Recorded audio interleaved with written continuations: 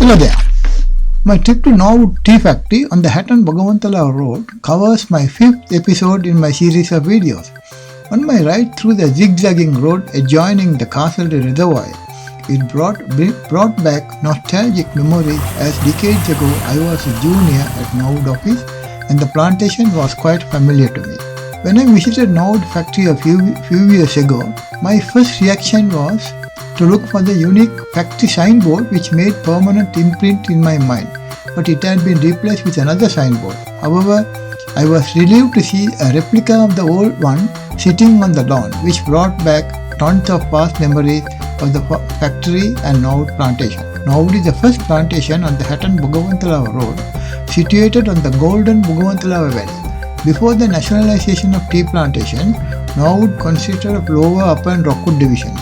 The estate is easily motorable and is 9.6 kilometres from Hatton, and there is a small town called Norwood adjoining the estate, which has several shops, a post office, police station, Buddhist temple, Hindu temple and a mosque. Norwood town is on a junction from where roads branch off to Bogawantalawa, Maskeliya and Upcot. Therefore, it strategically is located in the Dickoya Maskeliya planting district. The estate was originally owned by Eastern Produce Estates Ltd, managed by Harrisons Crosfield Ltd and later by Carson Cumberbatch Ltd. After the estate was taken over by the government in the 1970s, it was managed by Janatha Estates Development Board JEDB until it was handed over to Bogawantalawa Tea Estates PLC, which owns it at present. Norwood Group, as it is now known, while retaining Lower, Upper, Rockwood Divisions, has annexed Glencair Lower, Blair Athol, New Valley Bungalow Division, New Valley Factory Division, Newton, Ireby and Poyston,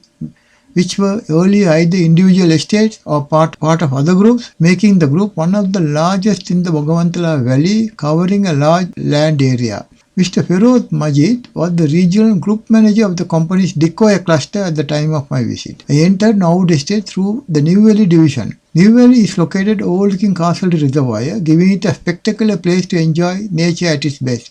I have also lived and worked in New Valley Estate for a short period when it was detached from Vanaraja Group and it was run as a single unit. I remembered a planter named Mr. Nagu Vijayaratnam, who took much initiative to plant thousands of gum, albizia and eucalyptus plants along either side of the main road from the New Valley Inn to the boundary towards Stockholm Estate, which comes under Maskeliya planting district, spanning more than 2 kilometres in length. The plants grew up in no time and soon the roadside was full of huge trees which enhanced the beauty of the surroundings. However, years later, the trees have all gone, apparently cut down for solid fuel or timber. I was told some of the other parts of the estate have been planted with similar trees as part of a reforestation program. The lower division of Norwood once had an abundant growth of bamboo trees. A large number of trees used to be sold to outsiders for various purposes, such as construction work and cottage industries. Sadly, I could not see a single bamboo tree left during my visit. The valuable trees must have vanished over the years. Norwood Estate is situated at an elevation of 4,100 feet above sea level.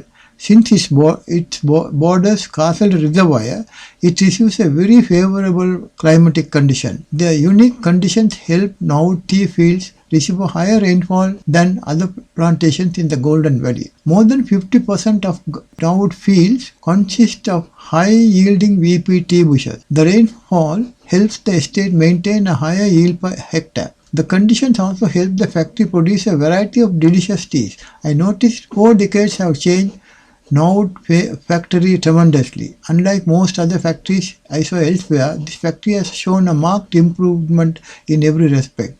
The surroundings have changed. A highly modernized estate office has been constructed near the factory, and the earlier barren front area has become a beautiful lawn and park. Given the conditions I knew in the 1960s, the factory now seems to have an effective security system in place.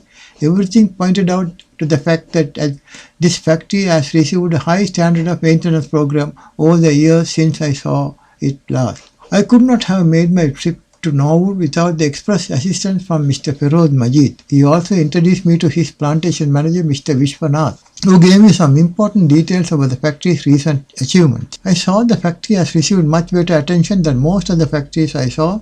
The building looked great in appearance, surroundings clean and well maintained, its tea is fetching high prices. Naturally, the estate must be running at a good profit. I wish all the best to the employees who are dependent on Norwood Estate and the Norwood Group of Estate. Thank you for viewing this episode and see you all in my next one soon.